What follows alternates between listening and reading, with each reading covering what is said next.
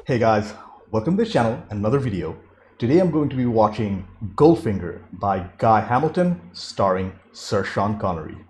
Although I don't believe I've watched any films from Hamilton before, I obviously heard of Goldfinger. As I'm making my way through the entire James Bond franchise, I'm noticing more nuance to the character and the subtle changes each film brings. Like the increased use of gadgets in From Russia with Love compared to Dr. No. I know the main antagonist in this film is Goldfinger, and I hope we get to see more of the Spectre organization. Also, hopefully, more gadgets and outlandish characters, because that's a huge part of the James Bond legacy. But before we get into it, to help support the channel, I have a Patreon page for full-length reactions and reviews to this movie and over 110 movies, early access and weekly polls for what to watch next. You will need your own copy to watch along. The link's in the description below, by the way. Please consider being a patron. Please subscribe to the channel. Click that bell icon for instant notifications. Do check out my other videos. Like if you liked this video, dislike it if you didn't. With all that being said, let's get started. Goldfinger, Hamilton, Connery. Let's go. Every time I hear this intro, it just puts a smile on my face. And another cold open for a Bond film, just like From Russia with Love. This has to be Bond on some kind of mission. Or the bad guys getting ready.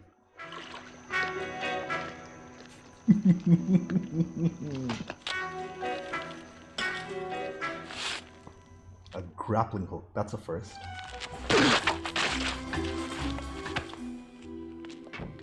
I think that was a Rolex. I'm not too sure, but it was, I think. I wonder when Bond starts wearing Seikos. It is a Rolex. It's one of the earlier submariners, I think. Mr. Ramirez and his friends will be out of business. At least they won't be using heroin-flavored bananas to finance revolutions. Ah. She's in on it.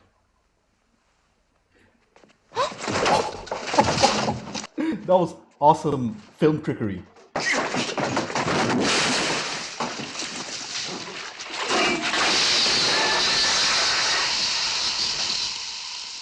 Ah, that's a horrible way to go.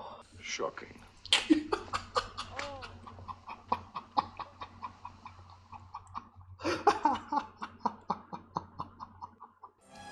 Solid intro and a great one-liner.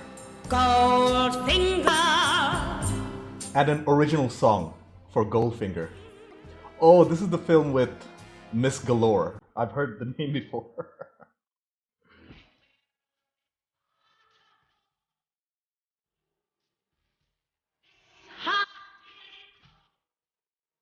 Nice song. And it's mixed with the theme song. That's a blip in the background. We don't see those too frequently anymore. I wish I could ride one. Oh, very creative helicopter shot. And that's a bunch of extras. I think the budget is slowly increasing. Yeah, I think so. I thought I'd find you in good hands. Felix! Oh, it's Felix. Okay, he's played by a different actor here, I think. Dink, say goodbye to Felix. Man talk. Man talk followed by a smack. This was the 60s. And where do I find him? Oh, this is Goldfinger. Goldfinger's been taking him to the cleaners every day for a week. Ready for a little game? Sure, I'm ready. That Goldfinger's a fabulous card player. He's been pointed towards Goldfinger, but we don't know why yet. That's Mr. Goldfinger, sweet. Yes, I know. He's holding on to the six of spades, so I guess he thinks you want it. He's cheating. Who are you? Bond. James Bond. He has no help anymore. Tell me, Joe. Why does he do it? He likes to win. Now hear this, Goldfinger. Your luck has just changed. Now start losing, Goldfinger. Well, I can see this is really my day.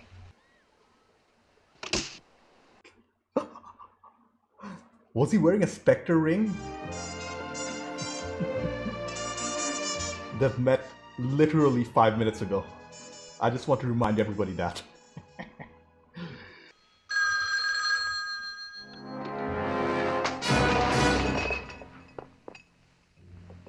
Okay, a well-placed strike. That guy looked familiar, at least his shadow did. Sean Connery's Bond has so much charisma and confidence. Holy crap! She's dead? And this scene reminds me of Quantum of Solace. Hello, Felix. The girl's dead. She's covered in paint. Gold paint. A clear calling card for Goldfinger. And we're back in London. And I know who. Auric Goldfinger. This isn't a personal vendetta, 007. But if you can't treat it as such coldly and objectively, 008 can replace him. And they're mentioning another 00 agent for the first time. You were supposed to observe Mr. Goldfinger, not borrow his girlfriend. Sir, I'm aware of my shortcomings. But I'm prepared to continue this assignment in the spirit you suggest. And what do you know about gold money, Penny? Oh, the only gold I know about is the kind you wear. Well, what about tonight? You come around for dinner, and I'll cook you a beautiful angel cake. Fortunately, I do have a business appointment. Who is she, James? She is me, Miss Moneypenny. Gold, gentlemen, which can be melted down and recast, is virtually untraceable, which makes it, unlike diamonds, ideal for smuggling. These people sound so British. As yet, we've failed to discover how he transfers his gold overseas. I think it's time Mr. Goldfinger and I met. Socially, of course. I think I get it. Goldfinger is illegally transporting gold to different markets and selling them at different prices due to the price differences between countries. Nazi gold. Mr. Bond can make whatever use of it he thinks fit. Providing he returns it, of course. It's worth. Hey, Q is back. Morning, Q. Morning, 007. You'll be using this Aston Martin DB5 with modifications. Yes! This is the first time we are seeing the DB5. Windscreen bulletproof. With gadgets. Valid all countries. Here's a nice little transmitting device to be fitted into the heel of your shoe. Audio-visual, range 150 miles. Nice. And incidentally, we'd appreciate its return, along with all your other equipment. Another thing that we repeatedly see in James Bond films, Q asking for his equipment back. Now open the top, and inside of your defense mechanism, you'll find a little red button. Whatever you do, don't touch it. Now, why not? Because you'll release this section of the roof. Nice. We're going to see that. Mr. Bond, Yes? this is Mr. Goldfinger. They haven't officially been introduced to each other yet. Oh, it is that dude. Cinematography of this film is very similar to that of the previous two, so that's a very good thing in continuity. Although there's not much narrative continuity in this one, because we haven't seen Spectre quite yet. You didn't come here to play golf.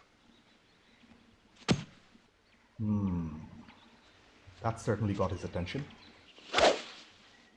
Oh, that's not a good shot. Oh, bad luck. You're in the rough. Oh, man. Passenger number 1. Good. If that's his original ball, I'm Arnold Palmer. It isn't. He knows he's cheating. Apart from the intro, there hasn't been too much music used so far. You win, Goldfinger. It seems I'm too good for you. This is Passenger 7.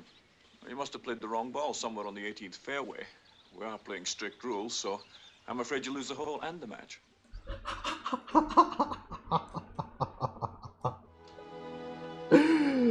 Well played, Mr. Bond. I should think our first meeting would have convinced you.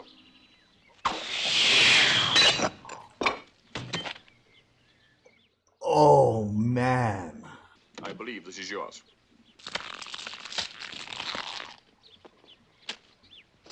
Jeez. Now the tracking begins. AU1. That's Auric 1, I bet. Geneva. Mr. Bond, I've got you booked out on the next flight to Geneva, leaving in half an hour. Oh, Goodness. Switzerland is such a beautiful country. And just like the previous films, Bond is being followed by someone.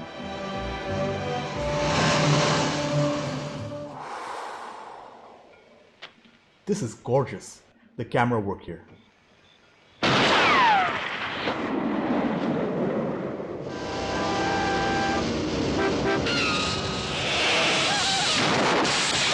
me help you. You know you're lucky to be alive. No thanks to you.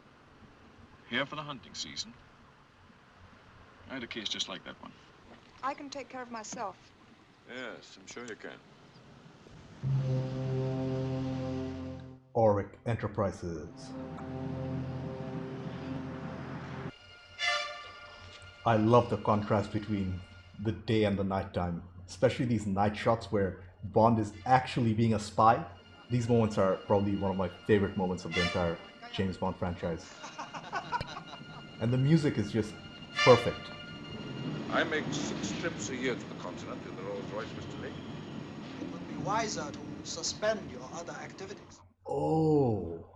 Operation Grand Slam will have my undivided attention. He's using his Rolls-Royce to smuggle gold. 2 tons, 6 times a year, that's 12 tons of gold he's smuggling. It's that woman. What are you doing here? I want to kill him! Kill who? Goldfinger! Well, I want him alive. I want him dead. He killed my sister. I knew your sister Jill. I know what he did to her in Miami. No, you don't. Let me go. Oh, Jill and Tilly were sisters. Quick, get in the car. I'll take care of you.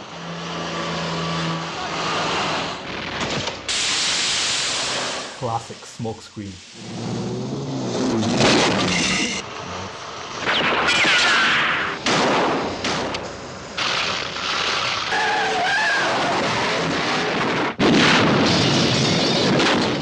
Oh, explosion!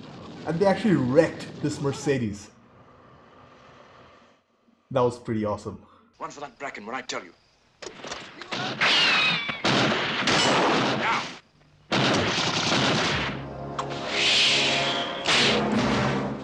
Oh, why? Okay. I expected her head to come off, but she was just knocked out. Oh man, she's dead! That was unexpected and a bold choice.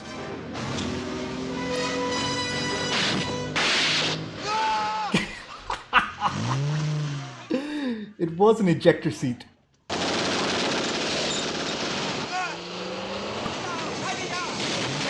Yeah, this film has more elaborate sets compared to the previous two. I like that.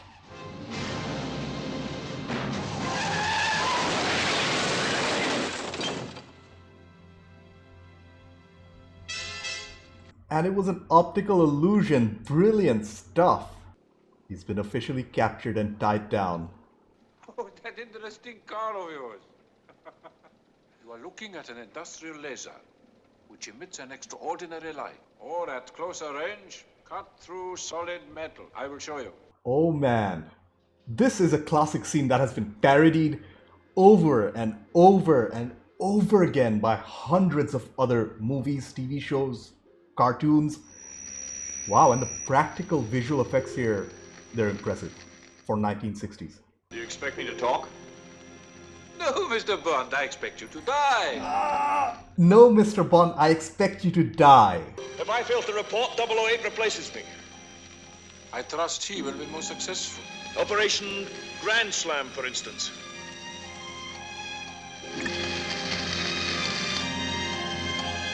Great tension building in this scene.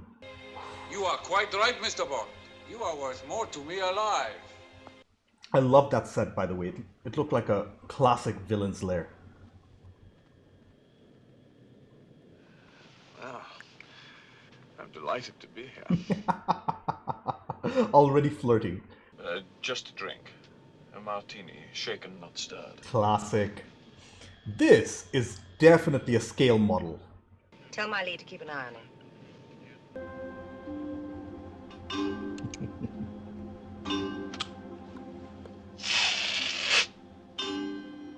If you fire at this close range, the bullet will pass through me and the fuselage like a blowtorch through butter. The cabin will depressurize and we'll both be sucked into outer space together. What? Lucy Galore's flying circus? Is that a thing? Because that'd be hilarious if it actually is. I think it's actually a thing. She has a flying circus. Odd job is already here. Manners, odd job. I thought you always took your hat off to a lady. That's another great one-liner. You'll get your final briefing tonight. That'll be all for now. Lovely animal, isn't she? Certainly better bred than the owner. Ho ho. Show Mr. Bond to his quarters, please.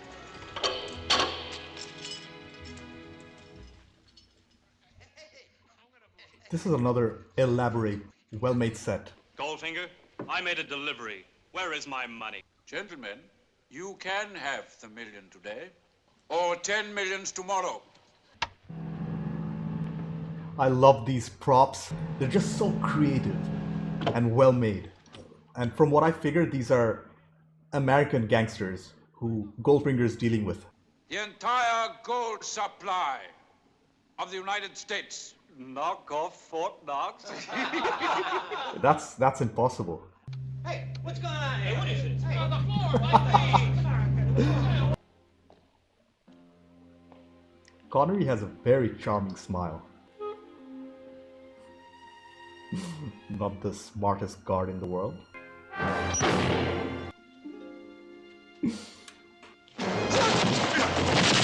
Fort Knox is a bank, like any other.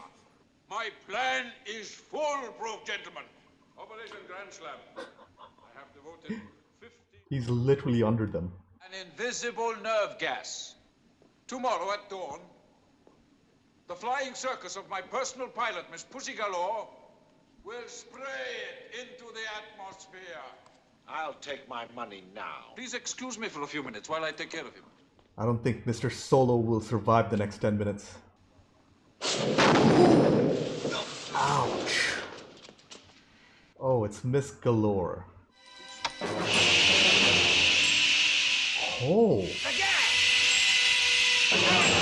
What was the point of all the negotiation and convincing if Goldfinger planned to take them out anyway?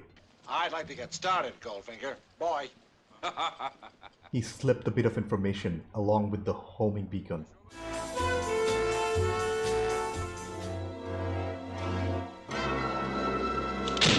Killing him like this means the other guys are probably not killed. They're just unconscious still. Goldfinger has their money. Yeah, that's a pretty tried and tested way to get rid of a dead body. They did it in Breaking Bad and several other films like Pulp Fiction. Again, this must have been an awesome day on set. Can't imagine what happened to the dead body inside. Ugh. Operation Grand Slam will make you a very rich woman, my dear. His government's given you a bomb. I prefer to call it an atomic device. Well, if you explode it in Fort Knox, the entire gold supply of the United States will be radioactive for 57 years. 58 to be exact. Oh.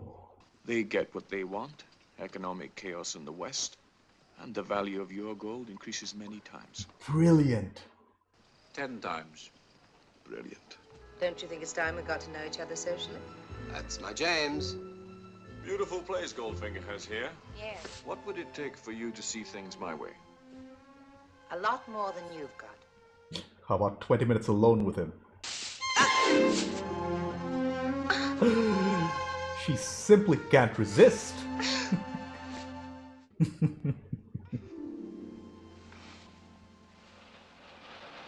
It's the flying circus. They're nearing Fort Knox. Ready for Rockabye Baby. What a great shot. But in reality, these planes would have been shot down 100 miles before they approached Fort Knox. Whoa. The baby is asleep. I repeat.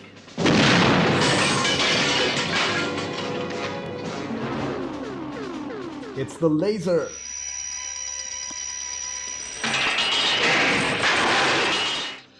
Oh, it's Goldfinger himself. That's the bomb.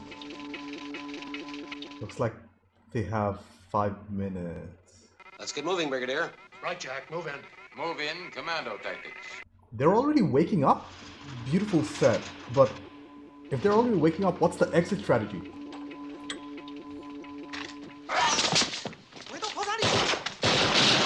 That was unexpected, even for Goldfinger. Each one of them search the girl. I'll get her. You get it all open! We're trapped. The bomb. I take the fuse out. Oddjob is way too loyal to Goldfinger.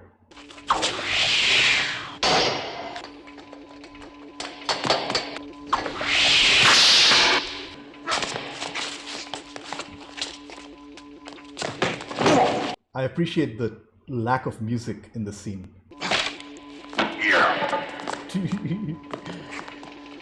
Oh man. I can see a potential weapon.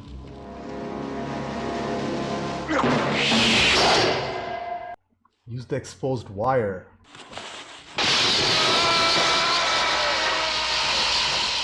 Oh. That was so satisfying. The second character to be electrocuted in this film. Less than a minute to go. What's the plan, Mr. Bond?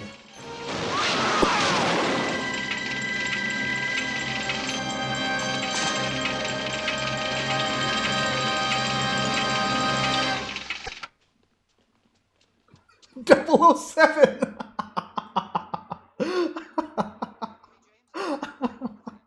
And I loved how the music just stopped. Did you get him? Not yet, but he won't get far. And Pussy? She helped to switch the gas in the canisters. Oh, what a reveal! What a reveal. That's why they weren't killed or anything. But Goldfinger got away.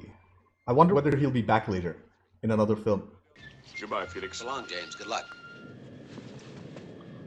There he is. Oh, congratulations on your promotion, Goldfinger. It's very dangerous to fire guns in planes. I even had to warn Pussy about it. By the way, where is she? I will deal with her later. At the moment, she's where she ought to be. At the controls. Oh man. I'm not surprised we've been warned of this twice.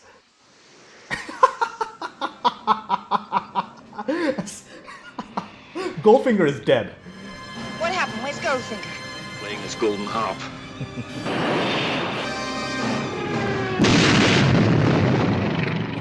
Explosion. But that wasn't as satisfying as some of the other explosions because that was a scale model, whereas some of the other explosions were actually very big. And they jumped out, obviously. Oh, no, you don't.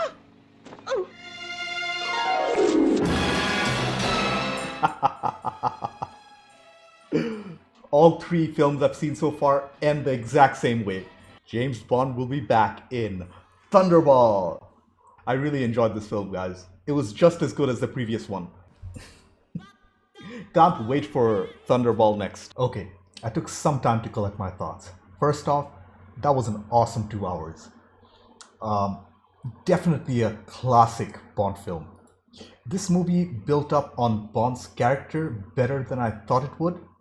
Out of the first 3 Bond films, I would consider this one to be the best. The writing, characters, cinematography, gadgets, score, and directing were its clear strengths, whereas the lack of continuity, like Spectre or Smersh, might be considered a weakness. Let's start with the directing by Guy Hamilton and the writing by Richard Maybaum and Paul Den. From the credits, I noted that this movie was also based on the novel of the same name by Ian Fleming. I don't know how well this script was adapted from the source material, but from what I just saw, it was pretty well written. The story was a little more straightforward compared to From Russia with Love, but it had more nuance to it. There was an element of psychology I did not expect. The fact that Goldfinger didn't kill Bond was very confusing to me at first, but the director had narrative reasons for it. It was to fool MI6 that Bond was actually doing his job while he was captured and under Goldfinger's control. Bond even tries to send a message to warn them. By them, I mean MI6. But that fails when one of the American gangsters gets squashed in that awesome junkyard sequence. The characters in this film were very much to my satisfaction overall, with outlandish characters like Oddjob and Miss Galore. What more do you need? The good thing in this film was the fact that Goldfinger himself wasn't too outrageous or too cartoonish. He was a businessman through and through with gold in his mind. The way he got killed at the end was very satisfying, though. Getting sucked out of the plane through a small hole. He was hilarious. Way more satisfying than Dr. No, where Dr. No just falls into radioactive water, and a little less satisfying than From Russia with Love, but all in all, great job. Another aspect of the film I absolutely loved is the extensive use of gadgets. Dr. No had 0 gadgets, and From Russia with Love only had a briefcase. This film, on the other hand, had the famous Aston Martin DB5 with a host of different gadgets, and the awesome thing is that almost all of the gadgets were used and used smartly.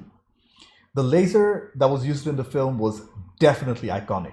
That scene has been parodied plenty of times over the decades, and I'm glad to have seen where the trope originated from. This movie also continues the legacy of weird named Bond girls. This film had Pussy Galore and her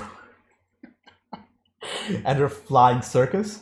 I'm just going to refer to her as Miss Galore because I cringe a little every time I say it. And I think that was the whole point of her name in the first place. Anyway, the directorial work in this movie was much better in my opinion because of the emphasis on Bond's character and the pacing itself. At no point in the film I felt bored, or I didn't think any of the scenes dragged on any longer than they should have. The cinematography of Goldfinger was considerably better than the previous two. It was clear that the budget was way higher, and it showed.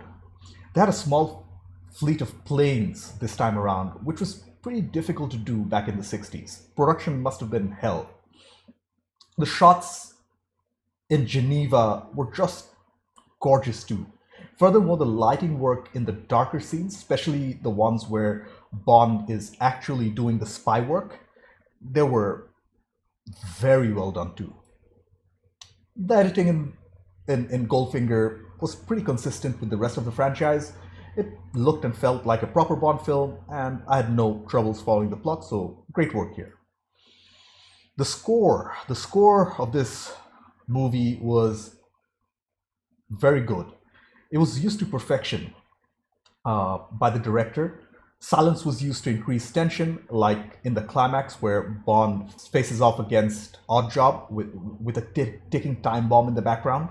The lack of music in that particular scene, along with frequent cuts to the timer, really made me nervous, for a few moments at least.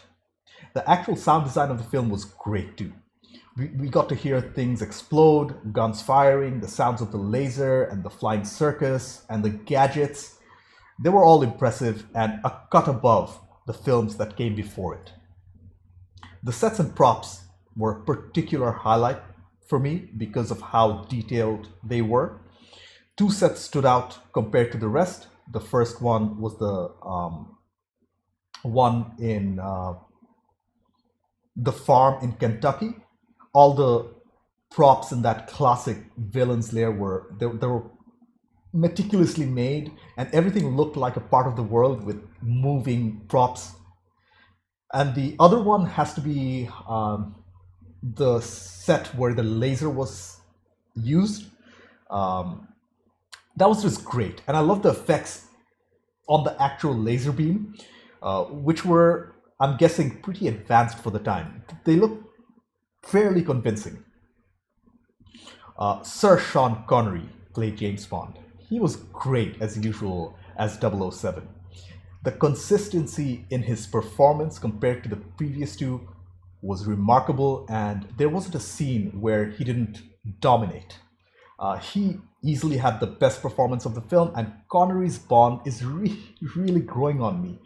And he's close to dethroning my favorite Bond so far, Daniel Craig. I watched a couple of Brosnan films, but Craig is head and shoulders better than Brosnan, who was okay, I guess. Craig was the Bond I grew up watching, but I don't think he's as charming as Connery. We'll have to investigate further. Gert Frobe, please correct me if my pronunciation is wrong. He played Goldfinger. He was pretty good in his role, but his character was great. I mean, the writing.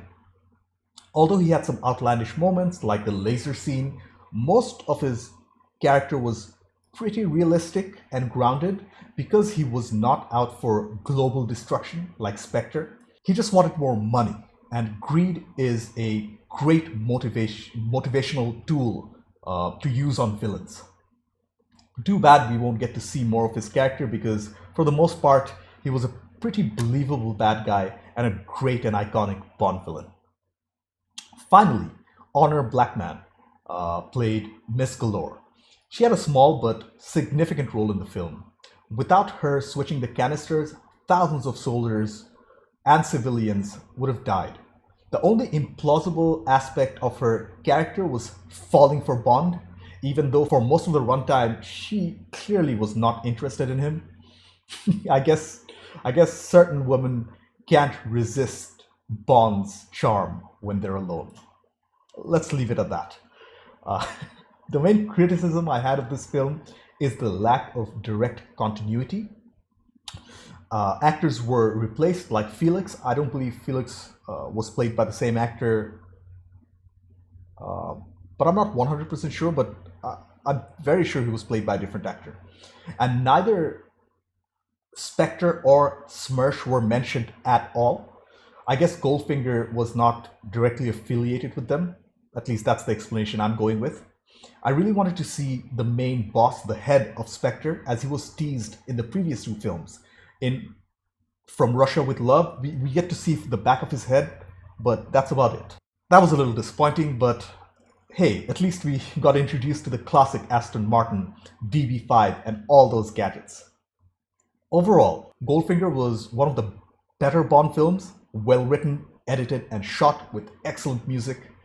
Sean Connery returns as Bond in his third outing, and in my opinion, his best performance so far. The film had everything expected in a Bond film: beautiful women, eccentric characters, gadgets, explosions, spying, action, and Bond being a general badass. Apart from the lack of continuity, out of the first three Bond films, this has to be my favorite. A strong recommendation for anyone and everyone. I cannot wait for Thunderball, which is coming up next. Anyways, thank you for watching. I have a Patreon page. Consider being a patron. Subscribe to the channel. Click that bell icon for instant notifications. Like if you like this video. Dislike it if you didn't. I will see you in the next one. Bye.